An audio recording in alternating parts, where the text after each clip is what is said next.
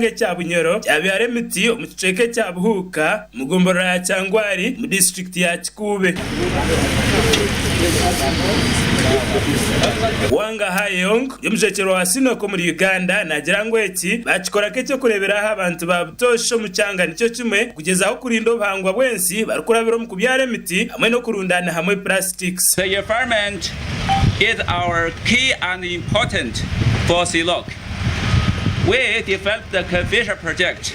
We commit and promise to have the environment protection at the same time. Atia higabantu abetorere Kingfisher oil fields okwatanisa nabo mu kurinda obuhangwa bwensi barukurabira mu kurundana plastics hamwe no vera hamwe kureba ngo obuhangwa bwensi bwagumaho. So today is a very good start, and I think this will be last in the future. So we just work together to make the environment more beautiful, more friendly, and benefit all of us. All year for better life. Divine Kima urukushuganitso kwatanisa kw'abantu babutosha mwene ekitongole kya CNOOC Uganda Limited nagira ngo bazakumara bakwatanisa n'abantu babutosha kureba ngo obuhangwa bwensi bwarindwa. Let us make sure that in the KFDA region we kill bottle pollution today. So this activity is not going to be only today, and on behalf of CNOOC Uganda Limited we have pledged to introduce a bottle shredding machine that will help us get rid of the bottles completely. So I urge the community to participate. You know, it should be a self-initiative to carry out this activity of cleaning the environment within which you are living.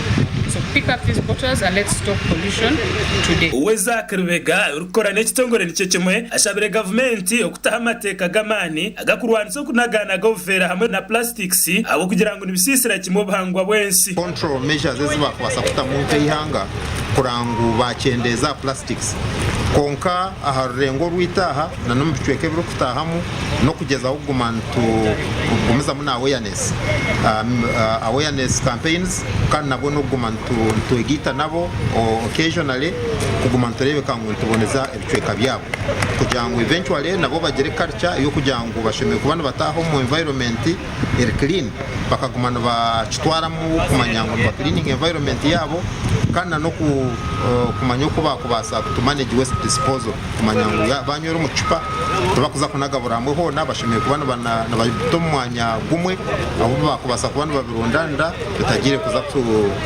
kuzomwe cyo umuringo rwo gume ekitongole cya CNOOC kiro buyambi uburuma imitaka ibitabo hamwe n'amakaramu amashomero hamwe n'amarwariro agarumwe ya Buhuka Primary School, Buhuka Health Center 3 na Cyangwari Health Center 4. Good afternoon, school.